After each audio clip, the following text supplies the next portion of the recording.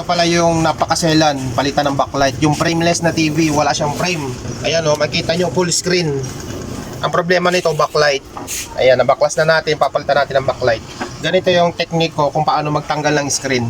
Kasi yung screen nito nakadikit sa frame. Konting pagkakamali mo, ano yan, basag yan. Ganito lang yung technique ko. Meron akong lacquer thinner, tapos yung kulay puti. Yung nakukuha din sa yung nakukuha din dito sa ilalim ng TV. Pag binaklas mo kasi yung TV, may makukuha kang ganito. Yung scrap na. Ngayon, o kaya pwede rin yung baraha. Ayan. Lalagyan nyo lang ng konti. Yan. Ang lalagyan nyo lang yung plastic. Tapos dandahan nyo na yan. Hanggang sa matapos papunta doon. Ganun lang. Palalambutin nyo lang yung nakadikit. Ayan. Ganyan lang. Dahan-dahan lang. Hanggang sa matapos. Huwag nyo bibiglain kasi mapapansin nyo yung frame tsaka yung screen level na level yan. Konting magkamali ka dyan, basag yung screen. Kasi yung screen ay sobrang sobrang lambot. Hindi mo rin pwedeng damihan ng ng lacquer thinner kasi baka pumatak dun sa loob. Merong kulay puti yan na ganito. Magmamantsa yan. Pag nagmantsa yan, babakat na yan sa screen. Kaya kailangan kaunti lang. Konting-konti lang. Talagang kailangan lang ng dito, ng katulad nito, kantuhan. Kapag ganitong kantuhan, maselan yan. Sobrang lambot yan. Huwag niyong pipersahin. Titiknikan nyo. Ayan, dandahan lang. Ayan, palalambutin natin yung adhesive niya. Kasi first time nito mapalitan ng backlight. First time nito mabuksan. Ayan. Ayan o, umano na siya. Lumangat na. Ayan, lumambot na. Yun, oh. Okay, ganun lang. Babasain mo lang yung pinakang panundot mo. Kasi yung adhesive naman yan, pagka naamoy niya tong lacquer thinner, lalambot na yan o mabasa siya ng konti. Ayan oh. Ayan. Huwag natin pupwersahin, parang nanliligaw lang sa babae. Kasi pag pinersa mo yan, baka hindi tayo sagutin yan, baka mabasted. Sa electronics, ganun din. Kailangan hindi ka gaanong nagmamadali, hindi ka pwersado or hindi ka mainipin. Sa liliit ng pesa, kailangan mo ng malalim at mahabang pasensya. Ganito yung tekniko kapag ka magtatanggal ng frameless. Yan o. Ayan, malapit na tayo matapos.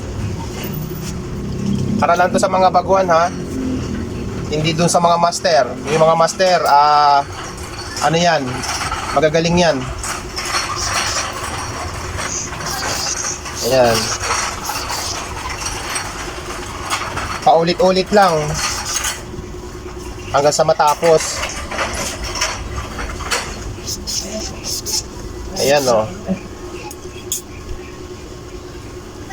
Huwag tayo manghinayang sa thinner. Magkano lang yan? 40 pesos.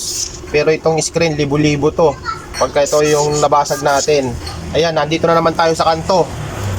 Ito yung pinakang kanto niyan. Yan yung pinakamaselan.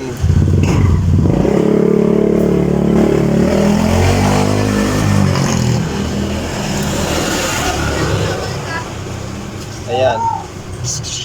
Kailangan sobrang, ayan o, yan. Ayan, bumuka agad yung kanto. Ayan, bumuka na yung kanto niya. Diretso ka na. Yup, pag tumigas, tigil. Paglalambot, banat. Pagka tumigas, tigil. Ayan. Hop, matigas, huwag pipersahin pag matigas.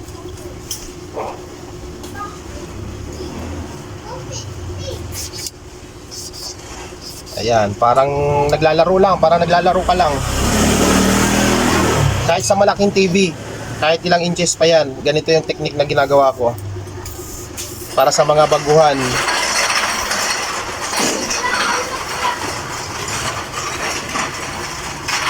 Oh, ayan oh, lambot. Hindi, wala kang kakaba-kaba. Huwag dadamihan yung wag dadamihan yung lacquer, baka pumatak sa loob. Merong kulay puti yan na ganito, kapag ka nabasa yun, magmamantsa na yan. Kailangan dito lang talaga yung, ayan oh, okay na, oo. Tignan nyo, oh.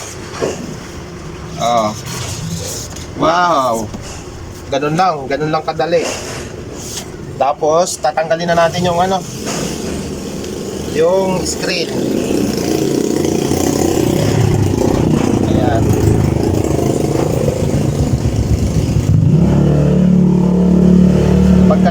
natin yung screen. Make sure na meron na kayong pagbababaan ng screen paglalapatan. May pagsasandalan na kayo. Ayan, ang ganda.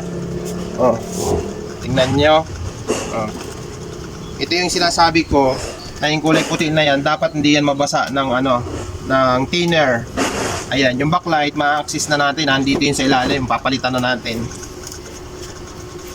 Palitan na natin to ng backlight. Itong frameless na ginagawa natin. Saksak natin. Tingnan natin kung okay na. Power on. Ito yung frameless na natin. Ayan, good job na. Ang ganda. Napakalinaw. Bumalik sa normal.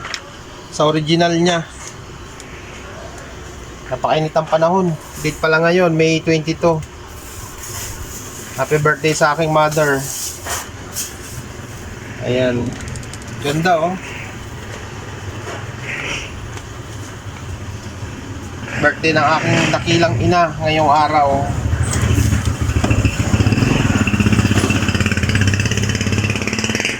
Palabas na lang ko lang dito. Ayan, asul na asul. Okay na to.